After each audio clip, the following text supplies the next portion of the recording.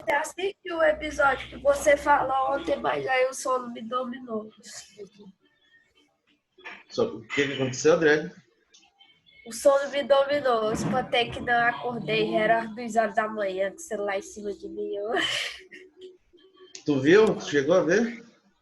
comecei a assisti quase 30 minutos. Aí dormi. E o que tu achou dele, né? Eu gostei, assim, bem interessante, pelo pouco que eu acompanhei. Uhum. Deixa eu botar aqui uma matéria para a gente ir discutindo um pouco, né, a importância, né, desse seriado, né?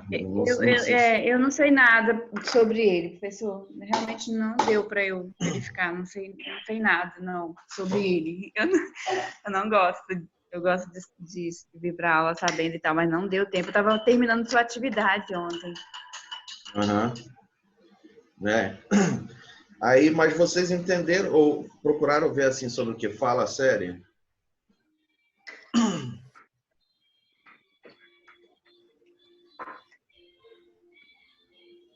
Ela é uma série aí que ela tem tudo a ver com o Só acadêmico a do Delminha direito. para contar para a gente, que ela... Não, deixa Deixa eu ver se ela chega. a Delma vai fazer participação especial hoje, mas ela vai entrar daqui a pouco. Né, Delma? Já está acordando a Delma. Bom dia, professor. Professor, eu tô fervendo leite, se acalma, não vou poder entrar agora, não. Ó, tá vendo? Peraí, Ela é que daqui a pouco fazendeira, professor. Acabei de tomar o leite, professor. Tem que tomar o leite quente para poder aguentar essa série. Essa série é pesada, professor. Olha, já tá dando dica aí. Já. Pois é. Essa série, como vocês... não sei se vocês leram, né? Mas ela é uma série assim que... Primeiro que é sobre a moderna criminologia. Né? Para quem viu aí, percebeu. Tá? Porque ela se passa nos anos... fim dos anos 60, né? Por 70, início de 70. Aí, na primeira temporada, em 77, né? Que seria já o fim, né? Daquela era hippie, tudinho, né? Quando estava tendo crise econômica, né? Que estava tendo a guerra do Vietnã, né? Tinha muita gente pirando ali nos Estados Unidos, né? E a segunda temporada ela se passa no início dos anos 80, né? E a série ela segue a história de dois agentes do FBI, né? Só que ele faz mais aquele tipo policial, né? Antigo, né? Aquele mais voltado, né? Para cumprir as leis, e o outro ele é comportamental, né? Ele analisa, é da psicologia comportamental. E ele é aquele tipo de cara que ele vai, né, para a situação onde o bandido está com alguma vítima, né, e ele faz negociação com o bandido. Não sei se vocês viram pelo menos o primeiro episódio, né? Ele não é muito de obedecer regra, né, professor? Ele é um seriado que ele não segue uma linha, muitas vezes, temporal, que dá para entender, né? Mas ele mostra o que é bacana do seriado, assim, ele mostra eles conversando com os serial killers, né? Que foi um termo que eles inventaram, né? Porque naquela época, acho que eu já costumei falar aqui na aula, né? Que eles procuravam prender, né? Essas pessoas, né? Como criminoso, né? Ah, isso é um criminoso, então tem que prender, né? E jogar numa cela e ir para pena de morte. Né? Essa que é a mentalidade do americano, na verdade, né? A gente sabe, né? Por isso que lá tem penitenciária, tem tem cadeira elétrica, né? E etc. Né? Por causa desses criminosos aí. Então, a gente se preocupava só em prender. Professor Carlos, mas eu acho que realmente assim, não daria para ele ter uma sequência, assim, digamos assim, igual a doutora lá queria com relação à questão das perguntas, porque cada assassino daquele, digamos assim, é um lógico, né? E assim, os crimes aconteciam de uma forma diferente. E as perguntas, obviamente, teriam que ser diferenciadas. Né? Eu concordei com o método dele, no sentido assim, dele não ter que usar propriamente aquelas perguntas elaboradas, mas que ele pudesse fazer as perguntas e interagir com eles a seu modo, para que, de fato, ele pudesse fazer a sua investigação com relação aos crimes. Na verdade, ele começou a entrevistar os bandidos e fazer meio que um processo terapêutico com eles, né? Porque os bandidos até então também não falavam, né, os motivos. Exato, exato. Só mudar aqui. Né, eles não falavam os motivos de por que tinha acontecido esse negócio. Essa cena aí da Giane está passando? Pois é. Então, ela é uma série que é baseada em fatos reais, né? Porque depois ele escreveu um livro sobre isso, né? E ele que desenvolveu os conceitos de serial killer, né? Que a gente tem hoje, né? Que é aquele cara que pega, né? E mata em série, né? Que a gente sabe que tem muito lá nos Estados Unidos, né? E também fundou a moderna criminologia, né? A questão do que a gente fala hoje de perfilamento, né? De fazer um perfil do bandido, né? Ou do criminoso, né? Só que aí ele conhecendo a história, né, dessas pessoas, aí ele começou a ver, né, que muito do que acontecia com elas é porque durante a infância também elas sofreram abuso, né? Eles vão ver casos assim, né, que vai mostrar também esse lado mais, não vou dizer será que mais humano, poderíamos dizer, mas tentando entender, né, a pessoa lá que matou, né? Não é isso, Gama? Não é isso quem viu, hein? Exatamente. Eu particularmente, assim, você falou daquela questão do Manso, mas eu não sei bem como é que pronuncia o nome daquele lá que é o mais gordinho. Manson, né? É Charles Não, Manson. sem ser o Manson. Aquele lá que parece que é Edmund, aquele que matou Isso. 5, começou a matar com 15 anos Deixa eu ver e... se eu acho aqui a foto dele. Eu sei que tu tá falando. Esse aqui, né? Não, Não é esse? É o filho de não. Sam, né? Porque eles entrevistaram os mais famosos, né? Você viu. Aquele que, inclusive... Não, eu sei, mas é aquele que, inclusive, que ele é bem gordo e que ele depois ataca o próprio... Faz meio que um ataque ao próprio investigador, lá, ao próprio policial, e que ele acaba parando no hospital. Cara, não tô lembrado desse aí, porque eu nem parei de ver a série. Eu vi esse semestre passado ela. Ele assassinou, inclusive, os avós e foi internado em uma clínica e permaneceu lá durante muitos anos. Qual o nome dele, tu lembra?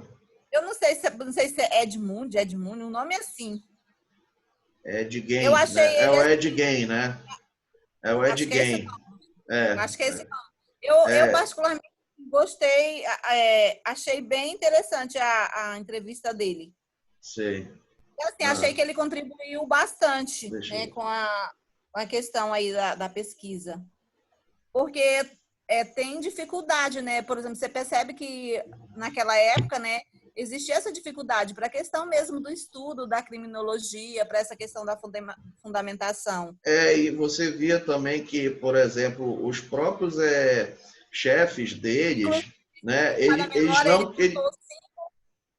Ele matou 5 universitários, se não me falha a memória. Esse aqui, o Ed Gein, ele que foi... Você já viu aquele filme Massacre da Serra Elétrica? Tenho coragem não, professor. Não tem coragem, não. Não, nunca vi. Esse cara aqui, o Ed Gein, né? Ele é que inspirou, né, esse filme que é de 1970 e alguma coisa, né? E ele fala sobre uma família de sádicos disfuncionais, né? E o Ed Gein, eles se basearam nele, né, na história dele para fazer, né? Ele teve uma infância perturbada, a mãe dele abusava dele, né? Então, assim, é que nem a Delma falou, é bem pesado a série, né? Porque mostra, assim, o outro lado, né? Mostra, assim, tá, ele matou, etc, né?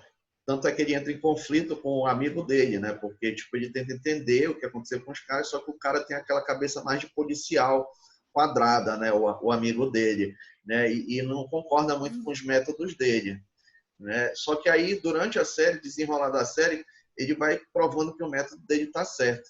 Não é verdade, Delma? Porque ele faz os bandidos lá falarem. Então, quando aquele cara lá assume de fato o comando, né, que o chefe dele é afastado, aí dá maior credibilidade, né, ao Instituto na questão da pesquisa, e aí, de fato, o método dele começa a ter mais credibilidade. Ser mais aceito no meio policial, né? Porque o meio policial Ele tem mais é fechado. chefe, né? Isso, ele tem mais possibilidade de trabalhar, ele tem mais, digamos assim, liberdade, né? Exatamente. Porque no início para eles poder trabalhar. não Claro são bem que aceitos. assim, você percebe que é monitorado, né? Eles são toda hora monitorados, na verdade. A psicóloga lá que entra depois, né, que ela faz também um papel muito importante, né, ela também é toda hora vigiada, na verdade. Ela é uma professora, parece, da faculdade. E ela é bem das antigas, assim, né? O método dela, né? Bem tradicional, né? E aí toda hora eles entram em conflito com o lado da lei, né? Da questão criminalística, né? Porque para a lei ela busca uma causa e efeito, né? Saber quem matou, né? Ela não está interessada em saber o porquê matou, né? Quando o policial prende, ele está interessado em prender e jogar na cadeia, né? Aí ele já veio dar uma outra visão para a criminalística, né? E é uma série assim que é tão perfeita, na minha opinião, né? Que ela recria certos momentos e os atores, né? Eles interpretam bem também, né? Tanto é que eu peguei essa matéria aqui, né? Que fala o que é real e o que é ficção na segunda temporada de Mindhunter, né? Então a gente começa a ver que realmente é uma série que eles pegaram assim e tentaram passar, né, para a TV, né, o que está nos livros, né, o que está na história, né? Isso que eu achei legal. E é uma série que está com uma cotação boa, né? Não sei se vocês viram as notas dela, né? Então, como eu falei para vocês, aqui a primeira temporada foi ambientada em 77, né? Nos primeiros passos do Departamento de Análise Comportamental e Psicologia Criminalística do FBI. Já no segundo ano, ela se passa em 1980, né? Só admitir mais um aqui. Cadê aqui? Aí, olha aqui a parte real, né, do que aconteceu. Assassinato de crianças, né? No terceiro episódio da nova temporada de Mindhunter, a série introduz ao público ao caso mais importante do segundo ano, os assassinatos de crianças na Geórgia. Ford viaja a Atlanta para entrevistar 2 suspeitos e uma série de assassinatos se vê envolvido em uma outra lista de crimes não resolvidos. A história é real. Entre 79 e 81, pelo menos 28 crianças foram mortas em Atlanta, capital do estado americano de Geórgia. Todas as vítimas eram negras e a maioria era constituída de jovens garotos. 6 adultos também foram mortos, possivelmente pelo mesmo serial killer. Em 82, Wayne Williams foi condenado à prisão perpétua pelo assassinato de 2 das vítimas adultas e está na cadeia até hoje. Tá? Então é bacana esse artigo aqui, que ele vai mostrando o que é real, né, e o que eles tiveram que adaptar, né, que a gente sabe que essas séries elas são também adaptações, né? Ficção, os agentes. Embora sejam baseadas em pessoas reais, as identidades dos protagonistas de Mindhunter são fictícias. Holden, Ford e Bill Tench são inspirados respectivamente nos agentes John E. Douglas e Robert Harrison. Por esses caras aqui, né, que da vida real, né? Para quem quiser pesquisar, né, depois. Os dois realmente trabalharam na unidade de elite contra assassinos em série do FBI na época de seu surgimento. Hessler, inclusive, cunhou o termo serial killer nos anos 70. A nomenclatura foi popularizada nos Estados Unidos justamente na época da cobertura dos assassinatos das crianças de Geórgia. E aí, o que acharam? Parece interessante a série? Sim. Mistura ficção e fatos reais e ficção, né? Assim, eu, assim, como psicólogo, eu gostei muito. Né? Para mim foi muito bom. Nossa. Eu vou assistir. Como psicólogo, você deve ter adorado. Não, é ótima série. Agora... Não, é boa. Mas tem hora que se mistura muito, né? Com aquele tanto de assassino, assim você fica meio confuso, mas é muito boa. Porque eles estão fazendo uma série assim com um roteiro bem elaborado, eu achei também. Né? E tem um episódio, né? Porque assim, a grande maioria desses assassinos aí, né? É de que eles tinham alguma perturbação na infância, né? Ele achava isso. Só que teve um que eu acho assim, né? Para mim é o mais psicótico, né? De todos esses que ele mostrou, para mim, como psicólogo é o que mais chama atenção, né? Que é o Charles Manson, né? Não sei se vocês já ouviram falar dele, né? Também é um serial killer famoso nos Estados Unidos, né? Que já faleceu, né? E ele estava na prisão perpétua, né? Ele pegou, né? Vocês já ouviram falar dele? Que é esse que está aqui na imagem? Deixa eu ver se eu amplio um pouco. Mas ele me parece teve. Ele teve a sentença reduzida, né? Ele tentou um monte de coisas, né? Porque o Charles Manson ele é muito pirado, né, Delma? Então ele é aquele tipo de louco que ele te convence, sabe? Tá vazando o áudio aí. Deixa eu ver aqui de quem é. Aqui, acho que é da Giane. Né? Ele é aquele tipo de... O que me chama mais atenção no Manson, né? É aquele tipo de louco que te convence, né? E na série, né, foi bacana o retrato que eles fizeram dele, né? Porque ele mostra isso, né? Que é aquele lunático que ele não tá nem aí com ninguém, né? Ele só quer saber de se satisfazer e tal, né? Não sei se vocês perceberam isso, né? De fato, ele tem um poder muito grande, né? Porque como a própria série mostra, ele, como dizer, ele não sujava as mãos, né? Ele mandava, né? Ele era um líder. Exatamente. Todas as pessoas que foram para o tribunal, né, para prestar depoimentos, né, pelo que aconteceu, né, porque ele matou uma atriz, né, que era esposa de um diretor famoso de Hollywood, né, uma atriz lá que estava fazendo uma festa na casa dela, então não foi só ela, foram várias pessoas ali.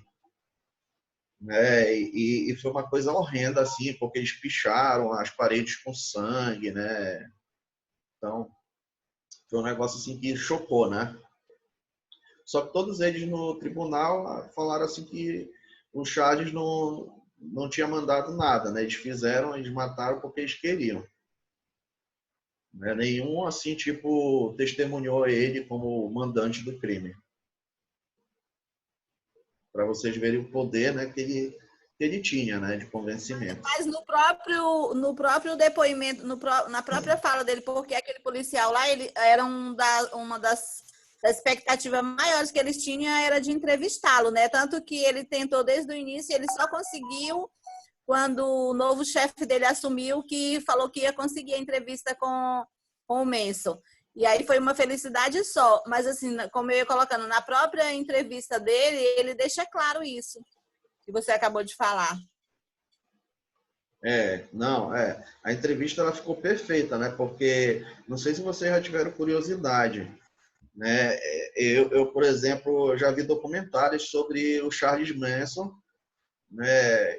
Narrando assim, falando o que aconteceu, né? E o cara era insano, né? Ele tipo, eram tudo jovens, né? Ele aproveitou tipo a onda do que estava acontecendo, né? Que era o movimento hippie. Estava no fim do movimento hippie, estava a guerra do Vietnã, né? Tava todo mundo pirando, então ele pegou aqueles jovens ali, né? Que era tudo paz e amor e etc. Então ele tipo dava tudo para eles, né? Drogas, etc. Tinha a questão do sexo livre, né? Então teve toda uma lavagem cerebral ali, né? Vamos dizer que ele fez com aqueles jovens, né? Para que eles pudessem, né? Fazer aquilo, né? Fazer o assassinato.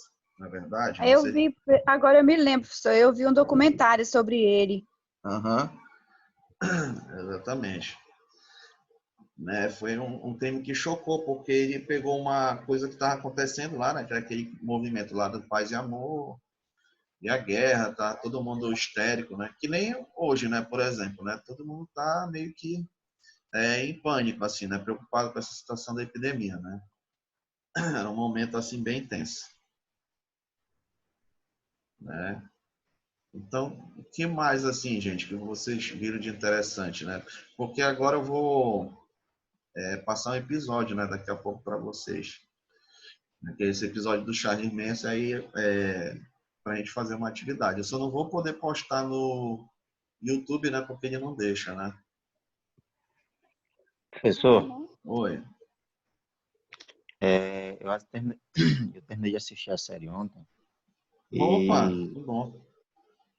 o filho do... Como é que é o nome do cara?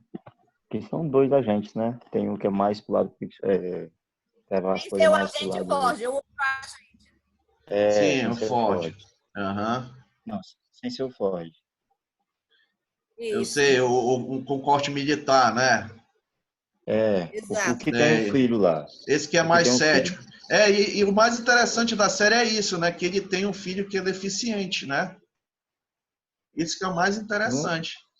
não é bem deficiente. Ele tem um filho que durante a série ele enxerga os padrões de um psicopata nele, Sim, é porque eu entendeu? não vi a segunda temporada, eu vi assim mais a primeira, né? A minha esposa me mostrou o Charles Manson, porque eu sei que eu quase não tenho tempo para ver. Mas fala aí. Durante a série, ele enxerga todos os perfis de um psicopata no filho dele. Até na fala de um juiz, ele diz que quando ele vai julgar os criminosos que são mais jovens, ele já ele dá uma sentença alta porque ele vê o perfil de psicopata desses jovens. E ele nesse momento e durante outros momentos da série ele enxerga esse perfil no filho dele.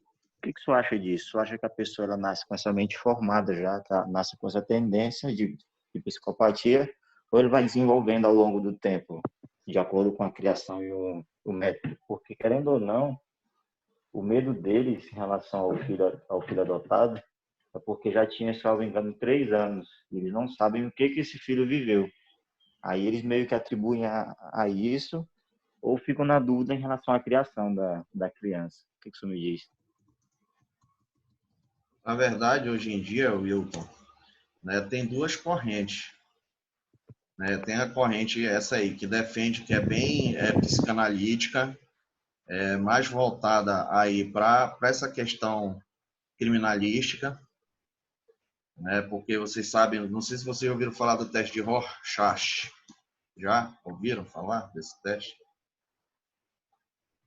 Que é o das... Deixa eu mostrar aqui o teste de Rorschach. Que é o das manchas. Das manchas. Que mostra umas cartas com umas manchas, que nem aqui que eu estou mostrando para ti. Tá vendo?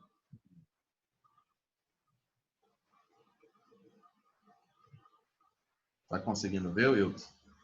Sim, Pois é. Então, a criminalística, ela trabalha, né, com uma questão de perfilamento, né, que foi como eu estava falando, né? Então, para criminalística, ela vai diagnosticar, correto? Quando eles pegam um assassino, que nem desses da série, o que eles procuram fazer logo, né? É dizer, ó, isso aí é psicopata, né? Prende pena de morte, não é verdade?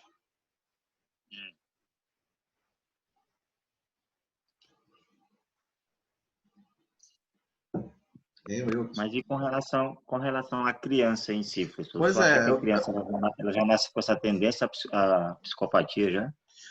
por isso que eu estou te falando isso, entendeu? Porque a criança, se eu for analisar com o olhar do psicólogo, ela para mim é um ser em desenvolvimento, correto? Eu posso, na tua opinião, dizer isso da criança? Sim, com certeza. Pois é, pelo meu olhar psicológico, a criança ela é um ser em desenvolvimento, então isso dá uma série de possibilidades, tá? É lógico que pode se identificar traços, que nem aqui esse teste que eu estou te mostrando, eu estou te mostrando ele justamente porque através desse teste, né, que se faz o perfilamento dessas pessoas no tribunal, né, pelo psicólogo, tá?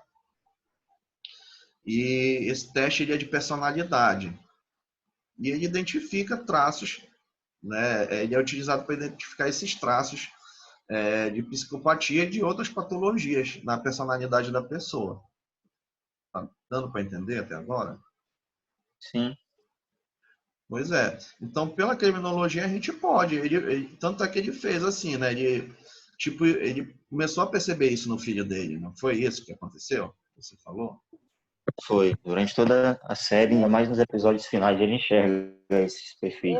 Esses traços aqui do teste de Rorschach, eles são físicos, são emocionais, tô vendo aí um monte de ou são mistos de traços físicos, biológicos, emocionais? É porque a base teórica do Rorschach, Juliana, a base teórica dele é a psicanálise. Né? Então não são sei se comportamentos. isso. Não sei se vocês lembram no início das aulas que a gente falou que a psicologia ela tem abordagens. Eu até perguntei na prova para vocês, lembram? Uhum. Né? E aí vocês viram que tem as abordagens que são biológicas, que são comportamentais, são psicanálise. Né? Então, a base teórica desse teste aqui, do Rorschach, ele é a psicanálise. Então, ele vai levar o quê? Em conta o inconsciente da pessoa. Né? Então, ela vai dizer que tem alguma coisa por trás do comportamento desse assassino aí, que é latente. Né? Latente em que sentido? Foi algo que ele viveu, tá? Alguma a situação escrota, né? Vamos dizer assim, no palavreado comum, né? Que ele viveu e que ficou na personalidade dele. Né? E isso pode ser identificado por esse teste. Deu para entender? Né? Então, ele vai no inconsciente da pessoa, né? Tanto é que qual é a raciocínio dele, né? Você mostrar umas cartas, né, com umas figuras e perguntar para ele, né, o que você está vendo aqui? Né? Ele é um teste, como a gente chama dentro da psicologia, de projetivo, né? Que ele projeta coisas da subjetividade da pessoa. Né? Então, a pessoa vai falar a primeira coisa que vem na cabeça dela. Né?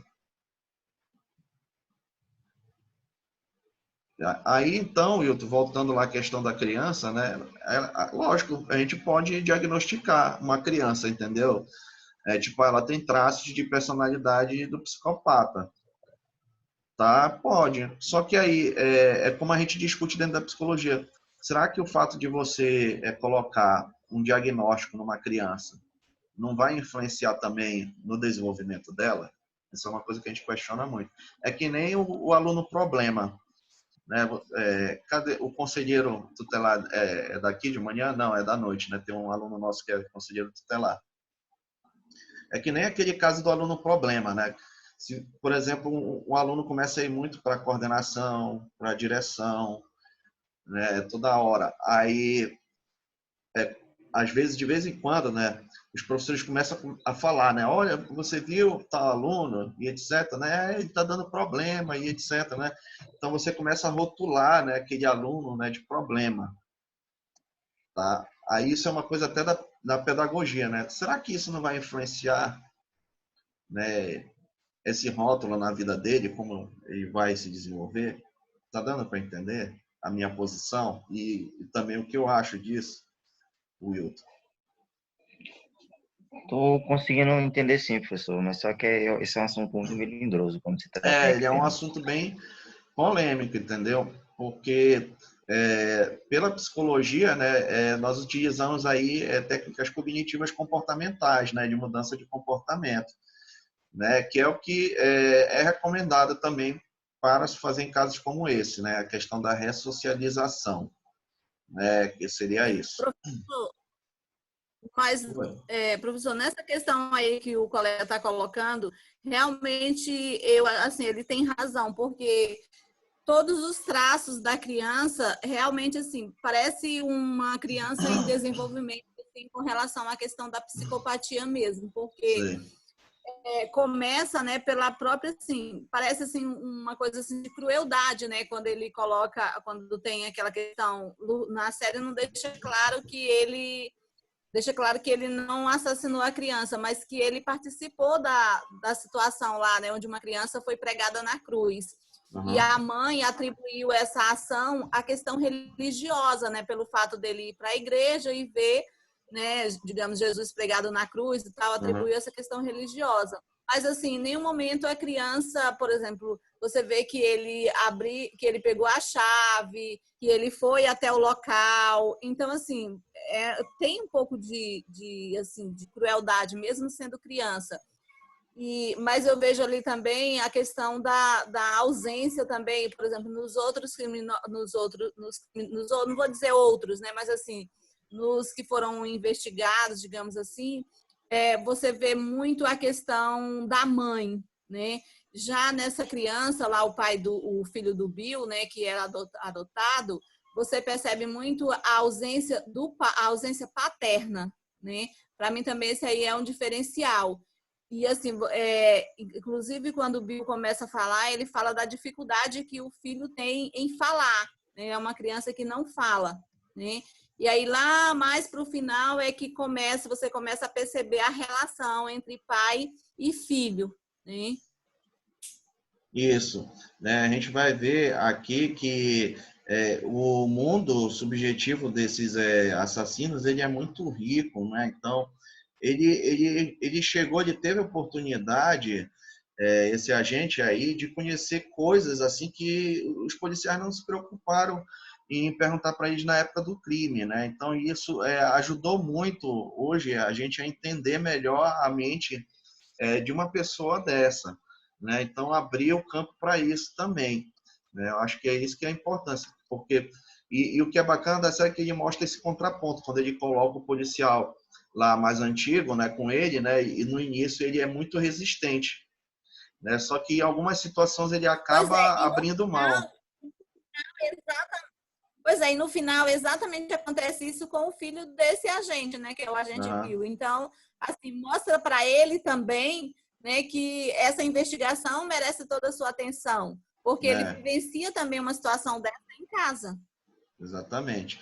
Olha só, esse artigo aqui que eu achei de 2000 e... Deixa eu ver aqui. Ele é bem recente. Está aqui, 2017. A cognição social dos psicopatas, achados científicos recentes. Acompanhe aí comigo, né? O psicopata, ele apresenta traços na personalidade relacionados à ausência de remorso e uma maior dominância social, expressos muitas vezes com manipulação de outros indivíduos. Então, o psicopata, ele tem aquele negócio de manipulação, realmente. Ele é dominante social, né? Não tem aquelas pessoas que conseguem roubar a fala, né? Que são eloquentes, né? Eloquentes, né? Como a gente chama? Que falam assim, tem um discurso bem preparado, parece que sabe o que vão falar, que conquistam as pessoas, né? Professor, As pessoas que têm oratória, professor. Tem uma oratória desenvolvida, né? professor, Oi, fala. sobre psicopata, tem uma série muito interessante. Não sei se você já assistiu. O nome da série é Você. Você Você já ouviu falar? Eu acho que já. É do Netflix, ela? Sim, é do Netflix. Ele fala de um rapaz que ele acaba... Tipo, ele não quer, mas por ele já ter aquela índole de psicopata, ele acaba matando as namoradas dele. Sim. Aí ele vai, quando ele mata as namoradas dele, ele muda de cidade, ele tenta começar uma vida nova. Ele fala na cabeça mesmo dele, ele fala que não, eu vou mudar, vou começar uma vida nova. Eu sou uma boa pessoa. Mas Sim. aí ele tenta, mas aí do meio pro fim, quando ele pensa que não, ele já tá matando. Uhum. Isso aí é um dos grandes questionamentos, justamente, eu acredito até pelo lado criminal, né, de que uma pessoa dessa não pode ter vida social, né? E aí tem várias maneiras de enxergar isso, né? É mais ou menos que nem São Paulo trata a Cracolândia, né? Tem prefeitos que vão lá, aí buscam tratar as pessoas lá na Cracolândia, entendeu? E tem prefeitos que entram em São Paulo, né, e querem tomar uma medida drástica, né? Tipo, tirar todo mundo e internar e etc, né? É um problema assim que ele às vezes tem uma difícil solução, né? Porque quem, por exemplo, na sociedade vai confiar numa pessoa dessa? Vocês Pois é, e concordam? ele sim, e ele prevê tudo, ele pensa em cada detalhe ele pensa. Tem esse lado aí, né? A maioria, na verdade, desses psicopatas aí, eles pegaram perpétua, né? Poucos saíram, né? O Charles Manson foi um que ficou até o fim da vida tentando, entendeu?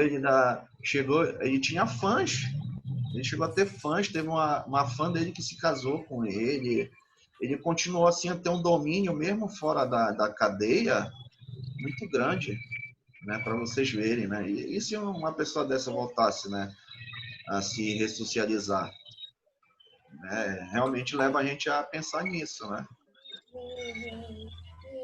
E se existem pessoas assim, né, que estão livres, vocês não pararam para pensar também? Não é se Você existe, é acredita que que